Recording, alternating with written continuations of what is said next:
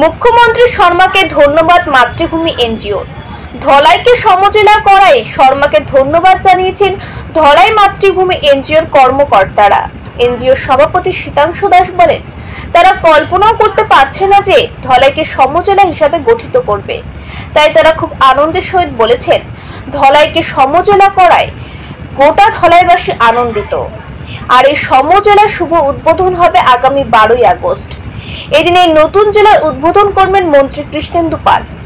এদিন মন্ত্রী কৃষ্ণেন্দু পালের সঙ্গে এক ঝাঁক নেতারা উপস্থিত থাকবেন বলে জানা গেছে। মাতৃভূমি সামাজিক সংস্থার কর্মকর্তারা খুবই আনন্দিত।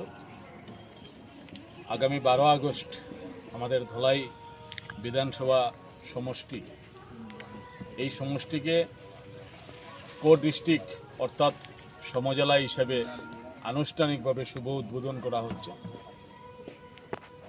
আমরা প্রথমেই আসামের মাননীয় মুখ্যমন্ত্রী হিমন্ত বিশ্ব শর্মা মহাশয়কে আমাদের সংস্থার পক্ষ থেকে, ধলাইবাসীর পক্ষ থেকে আমরা আন্তরিকভাবে কৃতজ্ঞতা এবং ধন্যবাদ জ্ঞাপন করছি।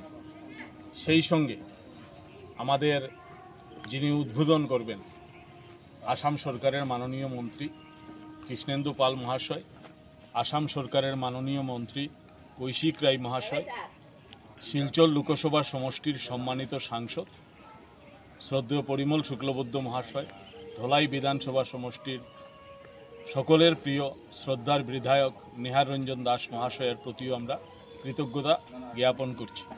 কারণ ধলাইবাসীর জন্য আমরা যারা ধলাইতে বসবাস করি, ধলাই সমষ্টিতে বসবাস করি, আমরা স্বপ্নেও ভাবতে পারিনি, আমরা কোনোদিন কল্পনাও করতে পারিনি, আমরা কোনোদিন এই সমজেলার আবেদন জানানোরও আমরা কোনো যে কিভাবে প্রচেষ্টা করতে হয় সেটাও আমরা কোনোদিন আমাদের কল্পনার মধ্যে আসেনি। কিন্তু আমরা দেখলাম যে বিগত কয়েক মাস আগে আসাম ক্যাবিনেটের সিদ্ধান্ত নেওয়া হয়েছে 10টি জেলাকে সমজেলা করার।